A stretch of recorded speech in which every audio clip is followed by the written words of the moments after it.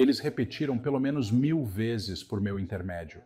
Não se pode ser luz mantendo o outro na escuridão. Quem você coloca na escuridão te atrai para ela.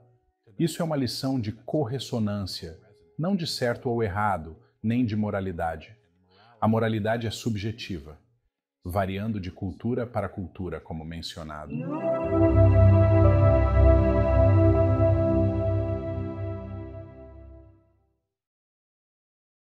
Seja bem-vindo de volta ao programa Paul Salik, como vai? Estou bem, obrigado. Muito obrigado por vir ao programa. Vamos conversar sobre o seu novo livro, Ressurreição e a Trilogia da Manifestação.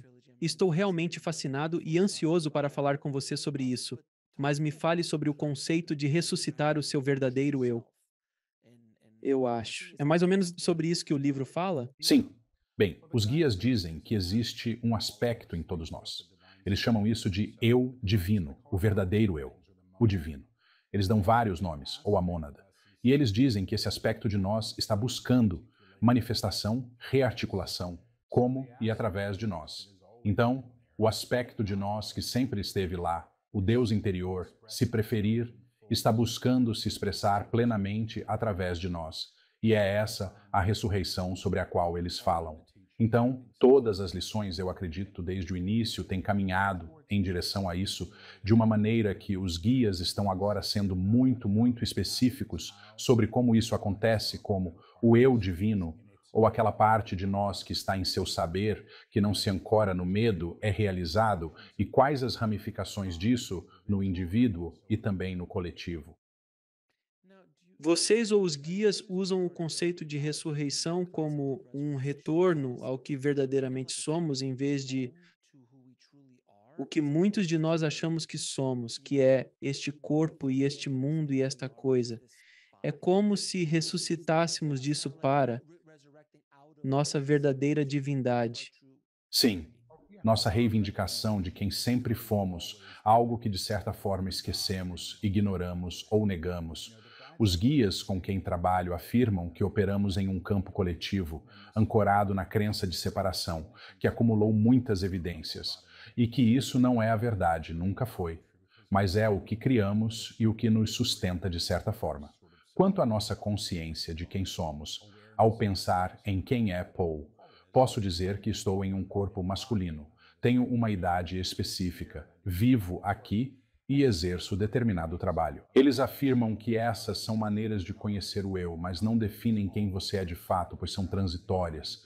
A verdadeira essência do que somos, segundo eles, é o Deus interior, o Cristo em nós, ou a mônada. Quase todo sistema tem um nome para isso. É quem sempre fomos. E é isso que busca ser resgatado por nós. E parte disso vem ao custo de nossas ideias, de quem fomos ancorados na separação, ou na crença de que isso não é possível. Então, eu queria perguntar como o mundo funciona, como operamos nos últimos 3.000 anos.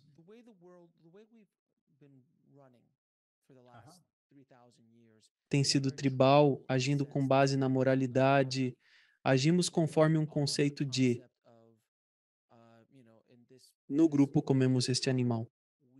Em outra tribo, aquele animal pode ser sagrado, e é aí que começam as guerras. Mas isso nos beneficiou, acho, até certo ponto quando éramos tribais. Mas agora somos globais e estamos nos tornando cada vez mais globais. Então, precisamos começar a nos afastar dessa ideia de que o meu jeito é o único jeito. Eu adoraria ouvir suas opiniões sobre isso. Você está certo, segundo os guias. Autossuficiência é o pequeno eu. Se precisar estar certo, fazendo o outro errar, isso é a personalidade. É o eu querendo se reforçar a estrutura egóica.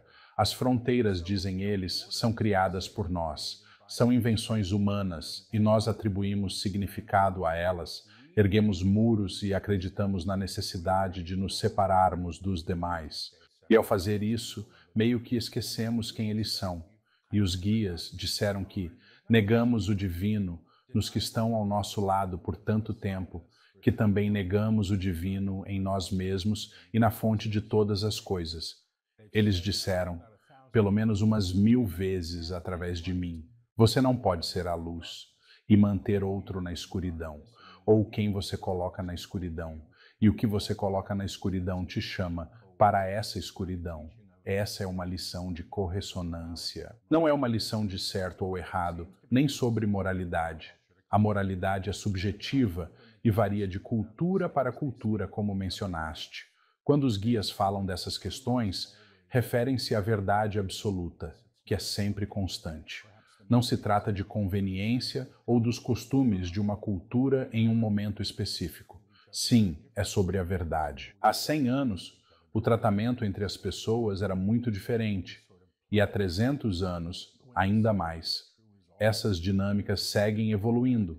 Contudo, quando afirmam que a verdade é imutável, referem-se à noção de que o eu divino, ou a parte eterna de nós, é constantemente verdadeira.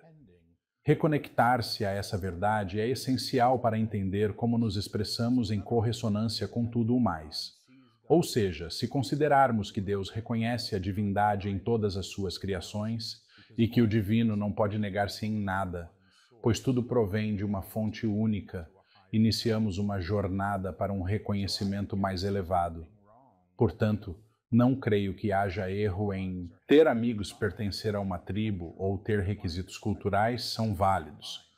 O problema surge quando isso se torna exclusivo, negando outros. Torna-se mais problemático, e isso é sempre o cisma da separação. Sim, e é isso que é tão interessante porque quer dizer eu não sei. Um exemplo perfeito é às vezes eu percebi desde que lancei o programa. Eu leio os comentários sobre coisas e pessoas que chegam e a maioria, a grande maioria, é muito positiva e grata. Porém, quando algumas pessoas se sentem ameaçadas em suas crenças, na história que contaram a si mesmas ou que aprenderam pela cultura, religião, pais, comunidade ou país, reagem de maneira distinta. Eles sentem a necessidade de se defender quando suas concepções do mundo são desafiadas apenas por ouvirem opiniões divergentes. É intrigante entender essa necessidade. Na minha visão, se alguém crê que o céu é roxo, tudo bem, é uma escolha pessoal. Quer rezar para o céu roxo? Sem problemas. Contudo, não deve impor suas crenças aos outros. Viva e deixe viver sempre. O que você acha disso? Concordo com você. Eu não leio mais os comentários. Não, de jeito nenhum. Eu costumava ler. A primeira entrevista que tive, onde expressei isso, foi em um programa de TV a cabo, há uns 12 anos. Ninguém conhecia minha identidade ou trabalho. Meu primeiro livro havia sido lançado há pouco, e não houve divulgação alguma sobre isso. Estava canalizando ao vivo e os comentários eram arrasadores. Pareço louco, sei disso, mas é meu jeito de trabalhar. Sinto tudo por ser clareaudiente, então absorvi a negatividade. Fui dormir e questionei meus guias. Se querem que eu faça esse trabalho, por que permitem isso? E a resposta foi: enquanto se importar com a opinião alheia, haverá problemas. Isso é responsabilidade minha de enfrentar. Não estou aqui para provar que outros estão errados. Eu fui criado Sei, eu era um moleque de Nova York. A gente fazia terapia. Não íamos à igreja, sinagoga ou qualquer coisa do tipo. Isso me ultrapassava. Quando comecei a acordar aos 25 anos, parecia que havia me mudado para outro país. Se fosse verdade, nada era como eu pensava. Minhas crenças seculares estavam subitamente abertas a questionamentos. É o que os guias discutem em seus livros e já estão avançados no próximo, iniciado há um mês. Eles discutem todos os sistemas culturais aceitos e como surgiram da crença na separação. Nossa memória está enraizada na ideia de que somos separados uns dos outros e da fonte. Agora, estão focados em recuperar essas conexões. Não podemos perpetuar o antigo, pois escolhemos, como espécie, superá-lo. Devemos ultrapassar a barreira que criamos, não por atravessá-la, mas elevando-nos acima dela, para onde ela não existe. Escolhemos isso porque é necessário. Não podemos prosseguir como antes. Possuímos a capacidade de autodestruição total e precisamos evoluir para evitar isso. E segundo eles, provavelmente o faremos se continuarmos como estamos e decidimos que não, o que é uma boa notícia. Isso é uma ótima notícia, mas me parece que há tanta coisa acontecendo agora no mundo, e isso poderia ser dito de quase qualquer época da história. Mas acho que estamos mais conscientes de todas as guerras e da pandemia e das economias e do tribalismo político e de todas essas coisas. Está atingindo um ponto crítico, mas percebi que os mensageiros espirituais como você e programas como o meu estão começando a surgir cada vez mais para espalhar esse tipo de luz, para disseminar esse tipo de informação pelo mundo. Está havendo uma espécie de contrabalanço acontecendo. Você percebe o mesmo? Sim, eu percebo. Eu acho que o nível de consciência que está disponível agora está presente e é meio que no campo. Os guias com quem trabalho afirmam que o ensino é transmitido por corressonância. Assim, mantém-se um nível de amplitude ou luz. Basicamente, pela presença no ser, recupera-se o que se encontra ou permite-se isso alhures. Essa é parte de como as coisas mudam. Em 2009, quando os guias ditaram o primeiro livro através de mim, intitulado Eu Sou a Palavra, eles afirmaram que a humanidade enfrentava um momento de acerto de contas. Esse acerto é um confronto consigo mesmo e com as próprias criações.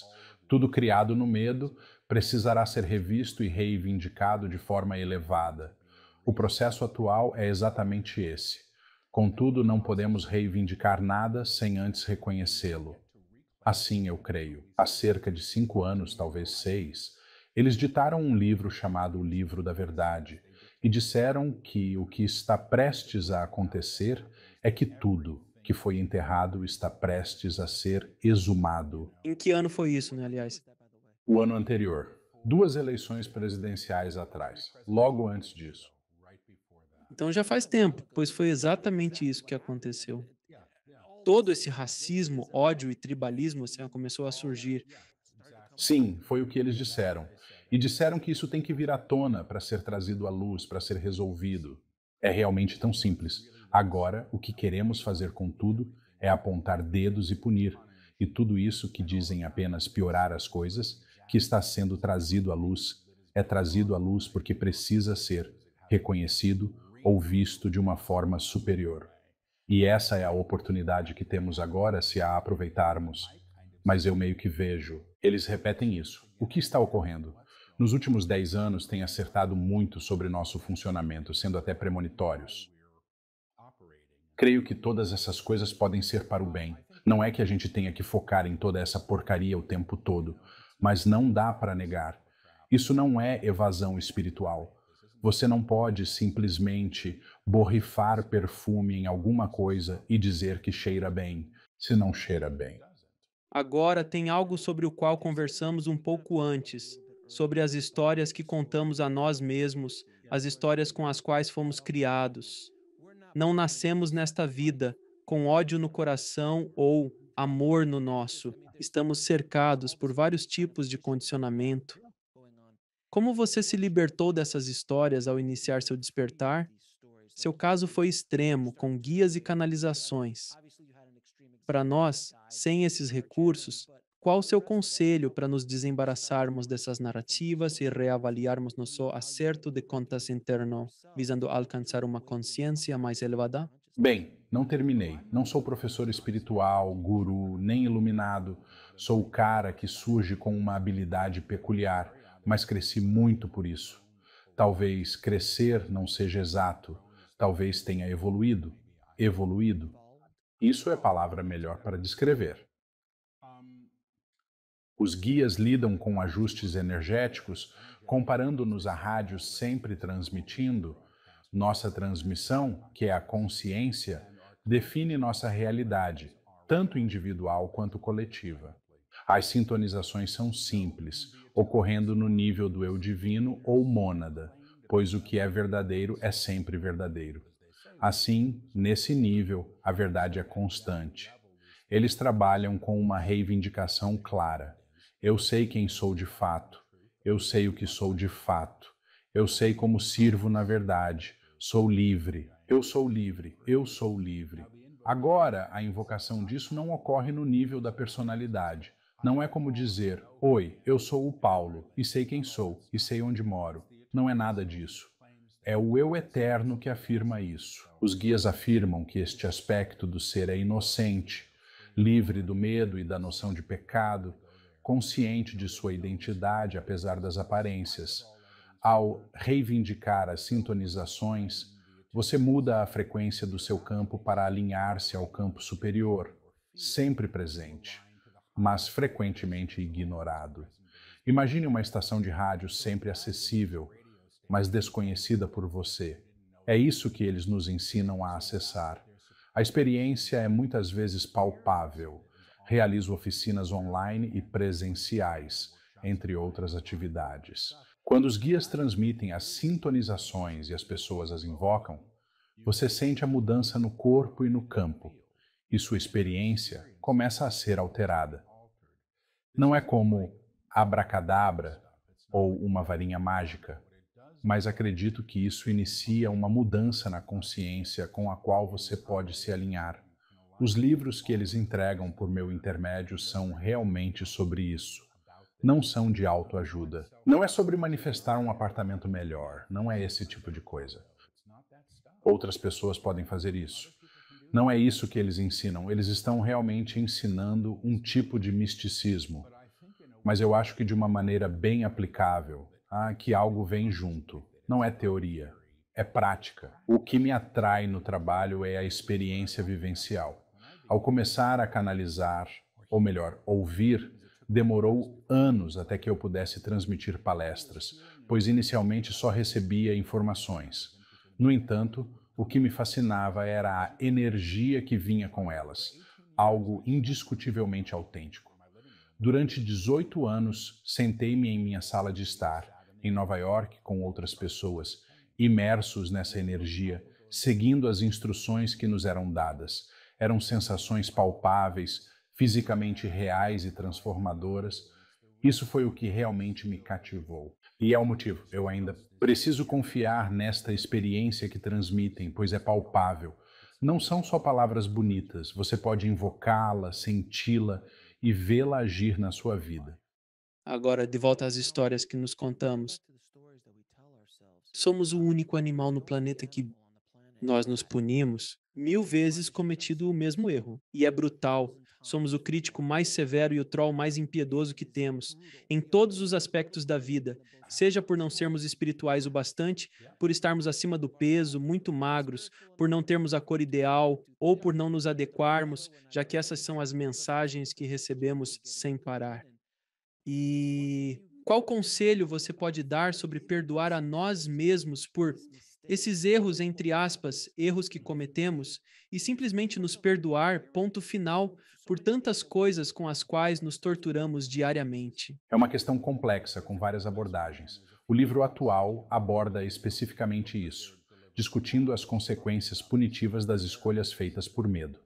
Somos punidos pelas nossas decisões e pelos nossos pensamentos sobre nossa identidade e ações. O texto sugere que podemos invocar o divino nessas situações, sem limitar sua atuação em toda a trajetória da escolha. Um ensinamento simples é: aquilo que você condena, te condena. O que amaldiçoas, amaldiçoa-te de volta. O que abençoas, abençoa-te em retorno. Isso inclui a mim, minhas ações e pensamentos. Portanto, quem ou o que colocas na escuridão te chama para ela, incluindo teu próprio eu. A ideia de abençoar, algo que acho que é meio distorcido culturalmente, segundo os guias com quem trabalho, é abençoar algo é ver, conhecer, afirmar a presença do divino sobre isso.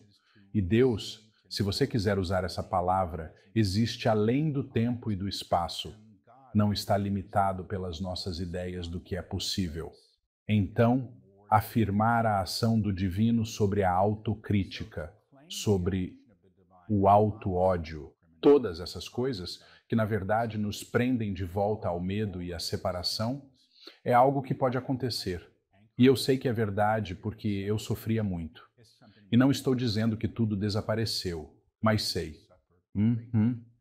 Quando eu volto a como eu costumava agir, era brutal. Então eu sei que alguém teve que me dizer quando eu tinha uns 28, 29 anos, porque eu tinha um comitê interno que era barulhento e autocrítico. E alguém me disse, sabe, Paul, tão escura quanto sua sombra, tanto brilho pode conter. E isso fez uma enorme diferença para mim na época. E acho que tem sido muito verdadeiro, e o que eu aprendi com tudo isso é compaixão, de um jeito que talvez nunca teria conhecido. Sei o que é sofrer. Opto por não me apegar excessivamente, pois creio que tudo o que vivemos contribui para nosso crescimento.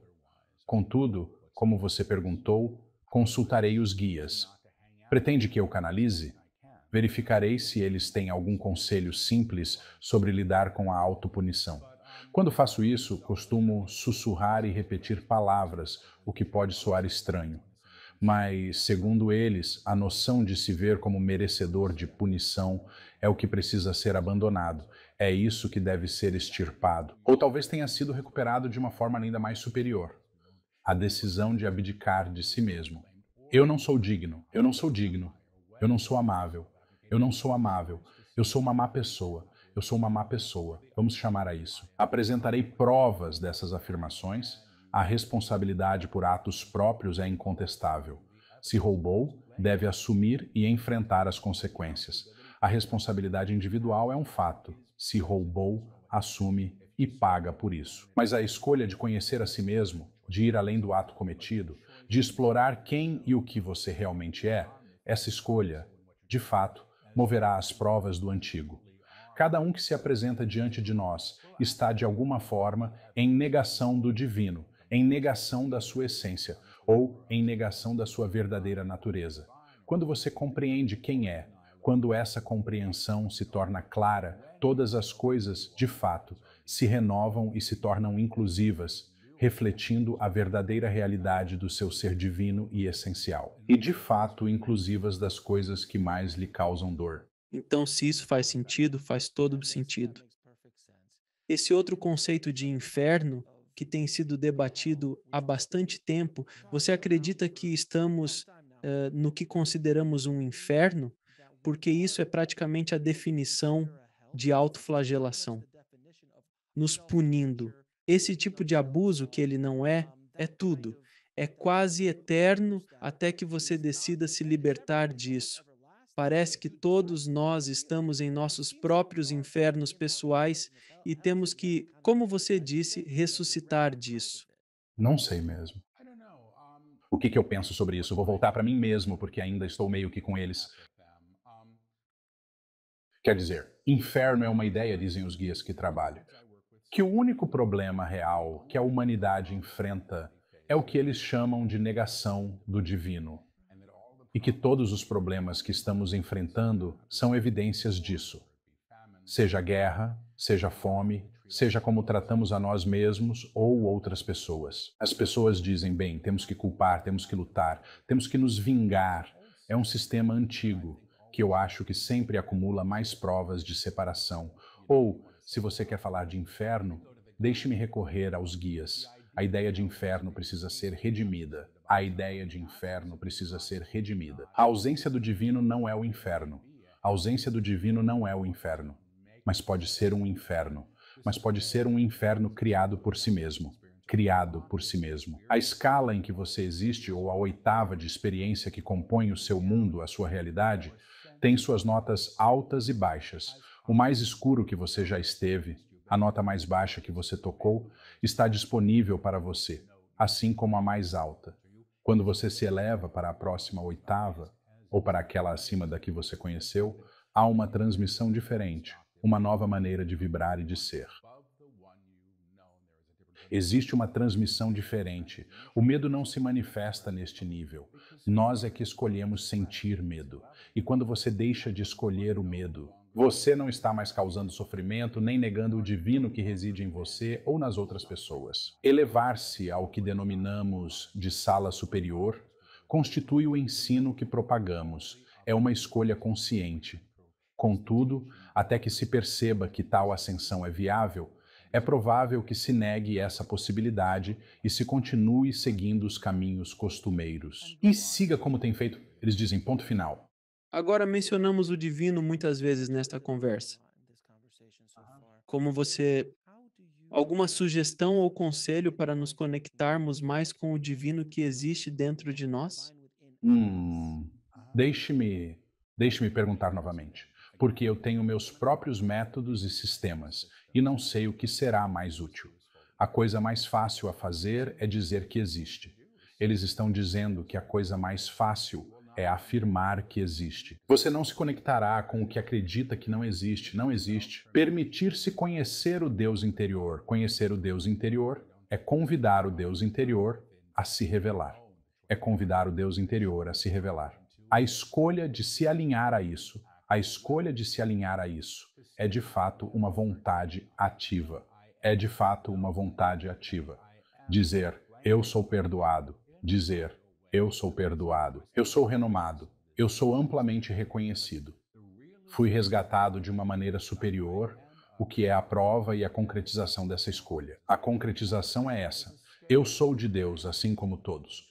É uma etapa encontrada ao começar a perceber que nada está fora de Deus. Nada pode estar fora do divino, exceto aquilo que você coloca lá, exceto aquilo que você colocou lá.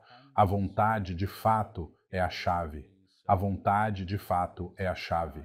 Pode ser assim, pode ser assim. Será assim, será assim. Deus é, Deus é, Deus é, Deus é, Deus é, Deus é. Diga isso se desejar. Eles estão me dizendo, diga isso se você sabe. Eu não venho de um contexto religioso, quer dizer, tenho arte religiosa pela casa. Tenho Hanuman na minha mesa, tenho Shiva na parede, tenho Jesus no... Mas eu acredito que todos os ensinamentos verdadeiros contêm grandes verdades e confio nisso. E o primeiro livro se chamava Eu Sou a Palavra. E eles dizem que a palavra é a energia do Criador em ação. E nos textos seguintes, eles aprofundaram mais e disseram, finalmente, que há uma nota cantada, um tom, um som no universo inteiro com o qual todas as coisas estão em concordância. Então essa nota cantada é a sua unha, e o meu nariz, e o céu, e o oceano, e tudo o que podemos ver ou até mesmo imaginar são manifestações da fonte divina. Assim, todas as coisas pertencem a Deus, ou então nada pertence. É o que afirmam. Então questionei sobre o medo. Eles responderam que o medo também é de Deus. Ele apenas o nega. Esse é o grande problema com o medo. Medo. Nada pode estar fora do divino, mas podemos nos acreditar fora do divino e, consequentemente, ter essa experiência. Para mim, eu não sei se já te contei essa história, mas minha jornada começou aos 25 anos, no fundo do poço, no Gopher Campus Motor Lodge, em St. Paul, Minnesota. Não sabia onde encontrar drogas. Foi uma noite dura. Parecia que eu ia bem, pois tinha acabado de obter um mestrado em Yale. Eu estava em alta, como se fosse um jovem cara muito desejado, sabe? Naquele momento eu estava tipo, sabe, os Gideons deixam pequenas bíblias nas gavetas. E pensei, ah, droga, peguei uma e vi, oração para pessoas em crise. Pensei, estou em crise. Não sabia nomear a crise, mas sentia que algo estivesse errado. Estava errado há muito tempo e não estava melhorando. E eu disse a oração e eu a disse com sinceridade, e depois esqueci dela. E 3 dias depois eu estava de volta em Nova York. E acordei uma manhã e me perguntei o que eu poderia fazer naquele dia que fosse positivo. E ouvi uma voz. Foi a primeira voz que ouvi, e eu escutei.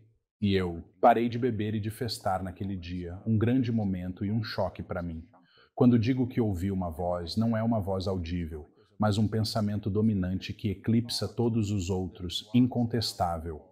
É como saber algo com certeza absoluta, estar apaixonado, conseguir um emprego. É um eu sei, profundo e indiscutível. Quando você sabe, nunca há uma dúvida associada. Não há confusão. E meus guias disseram que é o eu divino que sabe. A parte de nós que sabe é o verdadeiro eu, que nunca tem medo.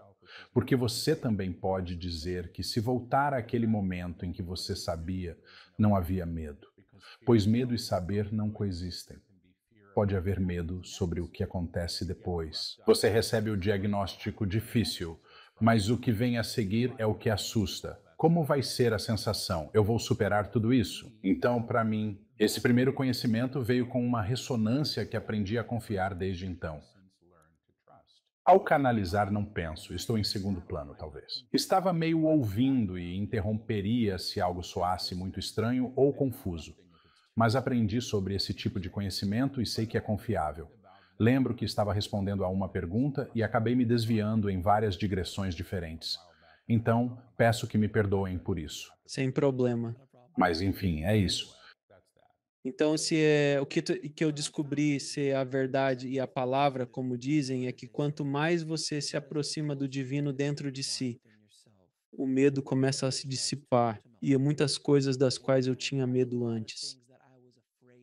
Não estou mais onde era. É curioso. Estou em um trabalho, na mesma trajetória que você. Todos evoluímos, no ritmo que deveríamos evoluir em nossas vidas. Percebi que medos antigos, preocupações como a origem do dinheiro, o futuro, o desconhecido, já não me dominam tanto. Tornei-me mais enraizado na fé de que as coisas se resolverão. E ao se conectar com essa fé interior, você encontra o divino dentro de si. Você não tem mais tanto medo. Descobriu isso? Sim, foi. Claro, eu ainda posso ser provocado e então eu tenho que aproveitar a oportunidade. Porque os guias dizem, bem, tudo é uma oportunidade. Ao reenquadrar as coisas assim, paro de agir pela antiga consciência de vítima, antes muito presente na minha vida.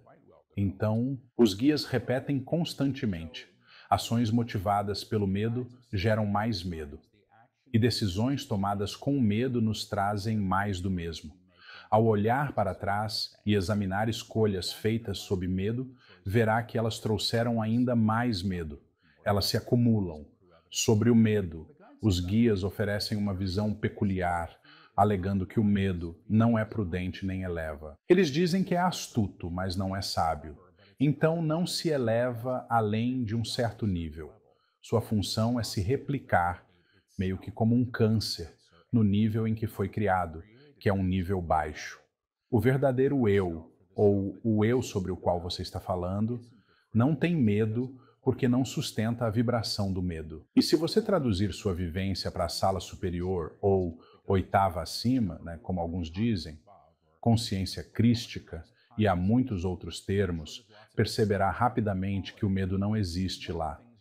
Se desejar retomar a antiga reação, é possível, mas isso significaria regressar ao andar de baixo, onde o medo reside. Então eles dizem às vezes, tipo, imagine que você recebeu um novo apartamento no 20º andar e você morava no subsolo, e você sobe para o 20º andar e diz, meu Deus, isso é lindo. Agora a vista é completamente diferente. Não está obstruída. Você não está mais vendo as fezes de cachorro pela janela do porão. Então subimos para o 20º andar e dizemos, ah, isso é maravilhoso, mas eu tenho todas aquelas cartas de amor que meu ex me escreveu e que eu pretendia queimar. Você tem que voltar lá embaixo para pegá-las. Queremos levar toda a nossa bagagem conosco e não podemos. Então, parte do processo pelo qual passamos é o desapego de quem pensamos ser, do que achávamos tão importante. Tudo isso, né, porque são essas coisas que buscam acumular mais provas. Do medo, porque essa parte de nós foi meio que criada no medo. Dizem que é como se todos nós nascêssemos neste campo, onde o medo é tão presente que simplesmente assumimos que ele sempre estará lá. E é meio que nascemos na piscina onde alguém já fez xixi. Entende o que eu quero dizer? E você pode ir além disso. Você pode se elevar acima disso para um lugar onde isso não está presente. Mas temos que parar de depender disso como nosso amigo, como nosso protetor e dessas coisas que fazemos para nos manter lá. Então, pelo que estou compreendendo, o que você está expressando é que nós, e eu acredito que ambos, de forma única, manifestamos que, ao começarmos a liberar um medo, enfrentamos quase uma morte da nossa identidade. É como se morresse quem éramos ou quem achávamos que devíamos ser. A máscara que vestimos ao longo da vida se altera. A que usávamos na adolescência e na juventude não é a mesma dos 40 anos. Contudo, ainda existem máscaras. Essas identidades começam a se dissolver e você passa a compreender quem realmente é. Você é o Neo despertando para entender a Matrix. Em muitos aspectos, totalmente correto. Então é isso. Para quem está ouvindo, parece incrível. Mais fácil dizer do que fazer.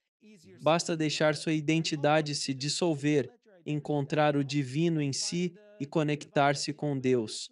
Soa maravilhoso, mas quais são as aplicações práticas para quem não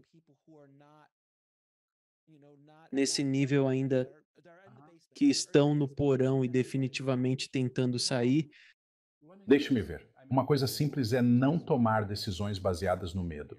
Isso é fácil, porque se você parar de fazer isso, na verdade, você para de perpetuar algo. Deixe-me consultar os guias sobre isso. Gostaríamos de dizer duas coisas. Gostaríamos de dizer duas coisas. A primeira é que eles devem saber que têm o direito a isso. A primeira coisa é que eles devem saber que têm o direito a isso. E a segunda é que pode ser assim. A maioria de vocês nega o divino.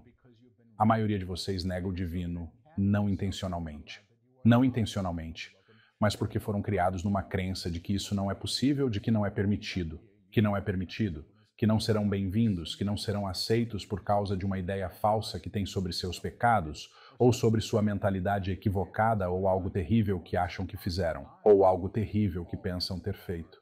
Era uma vez, todos bem-vindos, ninguém notificado, ninguém é recusado. A luz que se oferece, a luz que se oferece à luz. A coisa mais simples que se pode fazer é dizer: estou aqui. É dizer: estou aqui. Estou disposto. Estou disposto. Eu sou conhecido. Eu sou conhecido. Agora, quando proferimos essa frase, estamos declarando que Deus, ou a fonte, ou qualquer outro nome pelo qual você opte chamar, já te conhece. Já te conhece profundamente. A disposição para ser conhecido pela fonte representa o convite. É o convite que permite ao eu vivenciar isso. Ponto final.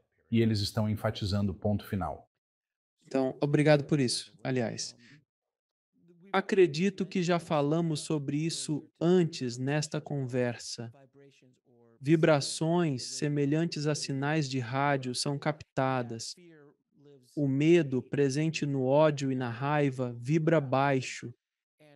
Já o amor nos conecta ao divino e ao eu superior, elevando nossa frequência. Como podemos elevar nossas vibrações para um patamar superior? Bem, os ajustes trabalham com isso. Vários ajustes dos guias estão online, mas, basicamente, imagine como coordenadas numa jukebox ou um jeito de trocar de estação. Isso te dará uma experiência interativa e apropriável. Por se apropriar, quero dizer manter. Assim, ela se torna quase sua. Então essa é uma maneira que os guias ensinam. Eles trouxeram uma forma de fazer isso. Maneira mais simples, perguntarei a eles. Como reivindicar uma vibração elevada. Saiba que é possível. Eles repetem, saiba que é possível. Seu campo vibracional. O seu campo vibracional está em sintonia à medida que a clamira reivindica a sua realidade e a sua vivência. Tudo aquilo que os seus olhos percebem, tudo, você está em harmonia com as frequências altas, baixas e intermediárias. O mundo que se desdobra diante de você é, de fato, o mundo que você está chamando à existência, tanto de forma individual quanto coletiva.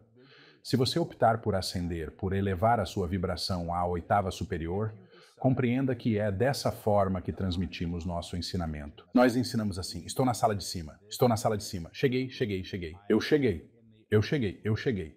Você se alinhará a um plano superior. Você se alinhará a um campo superior. A manutenção disso virá ao custo do antigo. Virá ao custo do antigo. A sua noção de quem você era ou do que pensa que deveria ser se desfaz. Ao se desapegar da ideia do que é ser santo, você pode conhecer o Deus interior. Quando você compreende isso, quando verdadeiramente entende, inicia-se a verdadeira transformação. Você já está em uma vibração.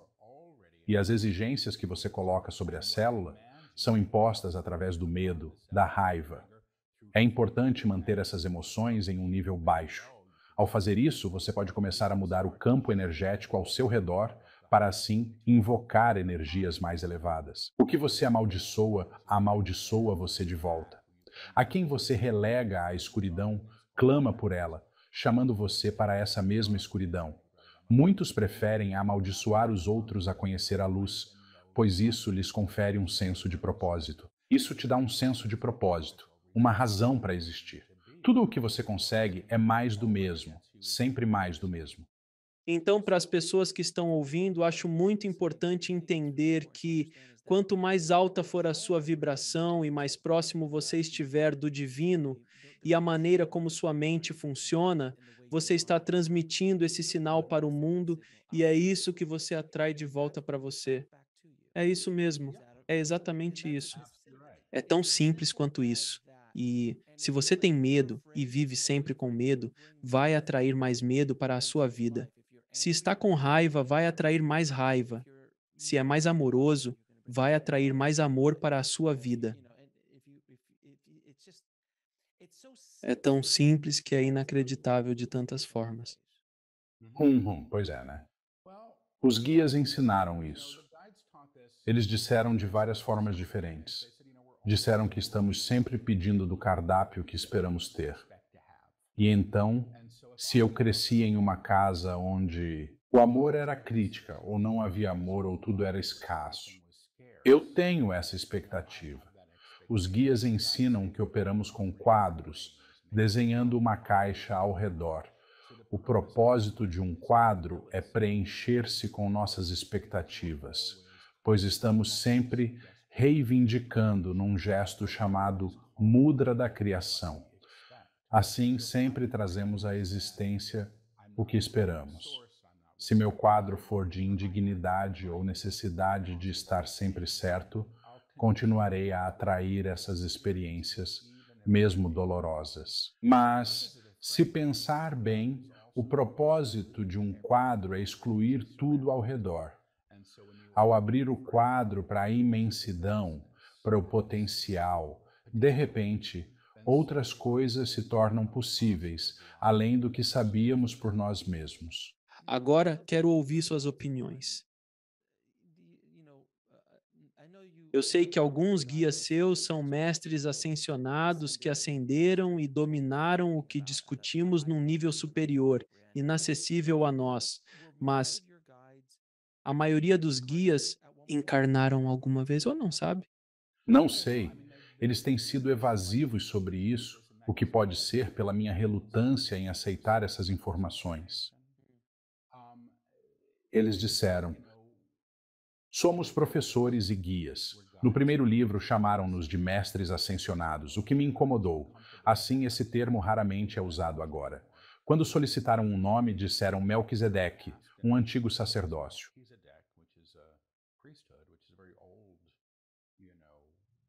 A figura ou sacerdócio de Melquisedeque. Mas disseram que alguns de nós foram informados e outros não. Disseram que alguns de nós se conheceram na forma ou através da forma.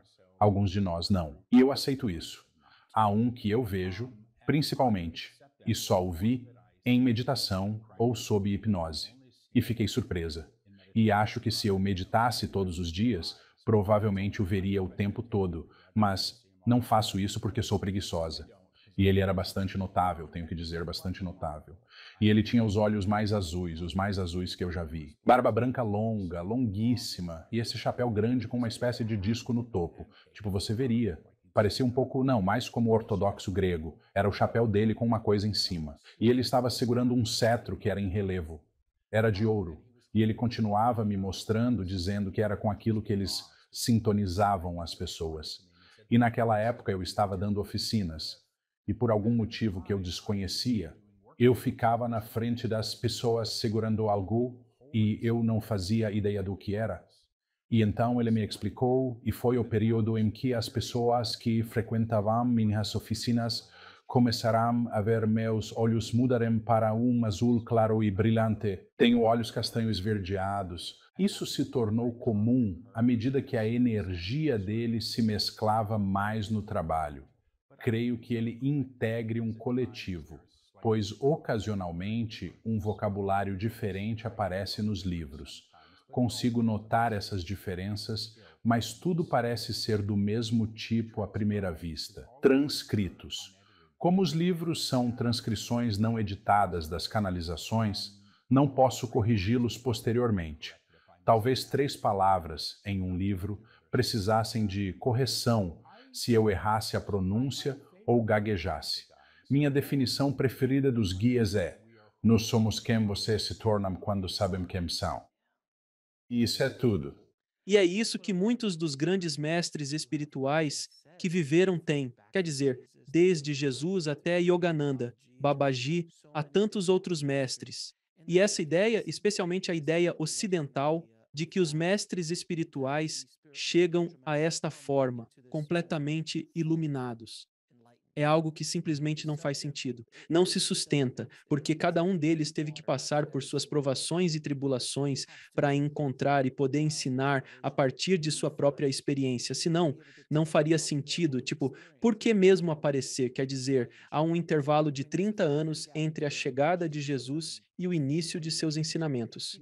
Ele fez algumas coisas. Sim, eu concordo plenamente. Quer dizer, estão dizendo o que eles estão transmitindo, eu e os livros que escrevem, é um ensinamento iniciático.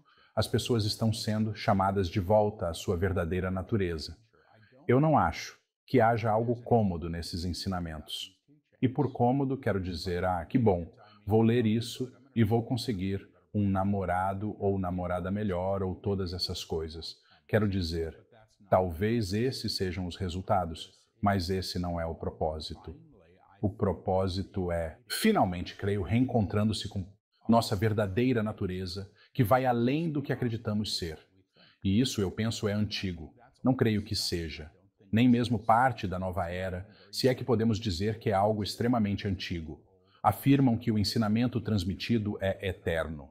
Manifesta-se de várias maneiras, em distintas gerações, por intermédio de vários mestres. E eu não sou o professor. Eu sou o rádio e isso me agrada plenamente. Como disse, conforme vejo.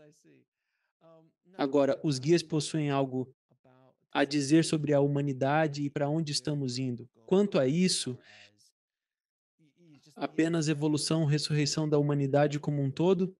Eles estão discutindo isso intensamente no momento. Quero dizer, há muito para se processar. Gostaríamos de expressar apenas um pensamento. Você vai transcender a concepção do eu. Isso tem sido a causa da sua dor. A própria causa da sua dor. Uma separação da sua separação, se preferir, deve ser finalmente enfrentada para que a humanidade possa se recriar em um tom mais elevado. Em um tom mais elevado. Isso está começando a acontecer agora. Isso está começando a acontecer agora. Levará várias gerações para que a manifestação se eleve, para que a manifestação se realize. Onde você está agora, é em um acordo com o que atualmente não está funcionando, o que nunca lhe servirá, e nunca poderia ter servido. Uma nova consciência está nascendo. Uma nova consciência está nascendo sobre quem e o que você é de verdade. Sobre quem e o que você é de verdade. E aqueles que encarnam com essa consciência. Com essa consciência, começam a ativar. Comecem a ativar. Eles vão reivindicar o plano manifesto no qual vocês estão vivendo atualmente. E eles estão dizendo, ponto final. Então eu concordo contigo, pois também tenho filhos e observo como eles percebem a vida de uma forma tão distinta, que é natural, considerando os pais que eles têm, nós, eu e minha esposa, com uma consciência distinta da dos nossos pais e, sem dúvida, dos nossos avós. Eles vibravam numa frequência mais baixa, centrada na sobrevivência. Sim, onde estamos agora, pelo menos no meu próprio museu, é um exemplo claro. Eu percebo a diferença não só nos meus filhos, mas também nos amigos deles e além. Eles enxergam a vida de maneira tão única, são mais abertos a novas ideias, mais conectados. Observando gerações anteriores à minha, é evidente como eles viviam. Eu não quero ficar preso num emprego das 9 às 5 que detesto. Vou buscar algo diferente. Eu vou mudar o mundo, eu vou fazer alguma coisa. Essas coisas simplesmente nunca foram ideias que sequer você consegue imaginar? De jeito nenhum. Quero dizer, isso traz esperança. Sério. Quando os orientadores falaram no início, talvez num seminário ao vivo, Disseram que levaria 4 gerações ou algo assim. E as pessoas ficaram tão chateadas porque queremos tudo agora. Por que estou fazendo todo esse trabalho? Eu quero agora. Quando vai ser esse grande despertar? Eu acho que é individual e penso que o coletivo é beneficiado através do individual. Como disse antes, como você vê qualquer coisa e tudo nasce na consciência que possui. O que abençoa, te abençoa de volta. Os guias dizem que ao operar em certo nível vibracional, sua presença altera o campo.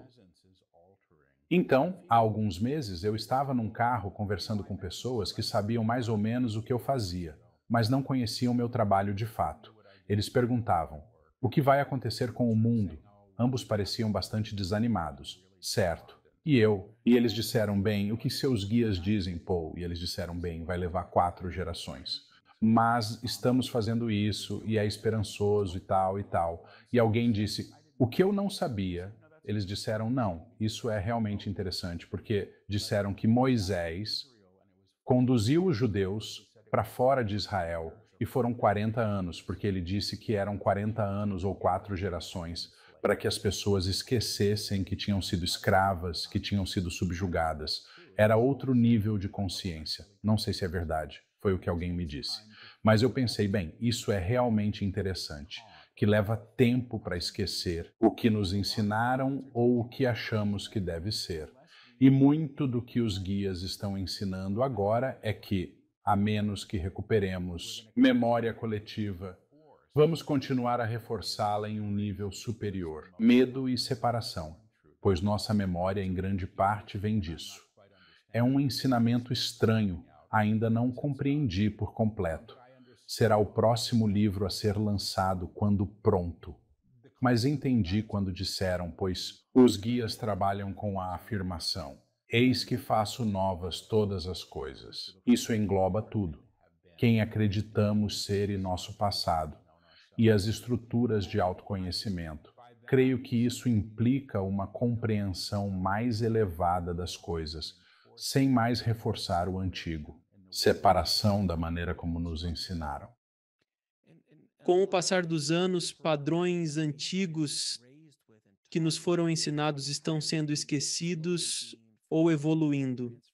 A era dos carros beberrões de combustível que ainda existem, mas percebemos que não podemos prosseguir assim. Há uma mudança significativa em direção à interdependência energética, o que é positivo. Isso nos afasta da dependência de petróleo de nações potencialmente hostis, ou que também mudamos. O mesmo ocorre com nossa dieta e saúde. Consegue imaginar? Lembro-me, nos anos 80, minha mãe frequentava a academia. Isso era visto como loucura, como fazer yoga, algo bem diferente, mas hoje é normal. As novas gerações, meus filhos, sabem o que é meditação porque me veem praticar. É uma grande mudança em relação à nossa geração e à anterior. Uhum. Na minha época, homens não usavam condicionador. No ensino médio, um colega falou que estava usando e todos riram, porque não era comum. Homens simplesmente não faziam isso. Percebe o que digo? Isso mesmo, exato. Nem vamos entrar no que os caras faziam e o que fazem agora. Já pensou? Os que se arrumam e se produzem por completo? Quer dizer, isso é algo que meu avô olharia e ficaria tipo, o quê? Atualmente que eu tenho 60 anos. Sou grato por ter vivido tanto tempo quanto vivi, e sou grato pelo que vi. E eu fico extremamente feliz se as coisas mudarem, porque eu acho que fizemos tantas escolhas prejudiciais a nós mesmos e aos outros, e penso que se a consciência que está surgindo agora estiver apoiando isso, só pode ser algo positivo. Certamente. Agora me fale sobre o novo livro, Ressurreição. E qual é o objetivo deste livro? Falando, ressurreição, certo?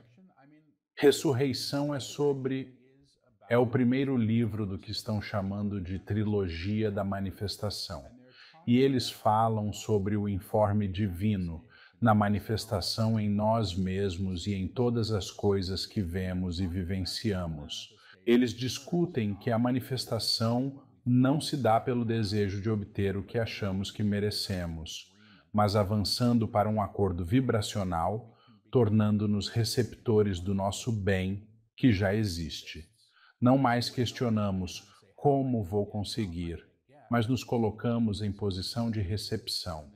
Isso inclui nosso conhecimento inato, o entendimento de quem somos verdadeiramente.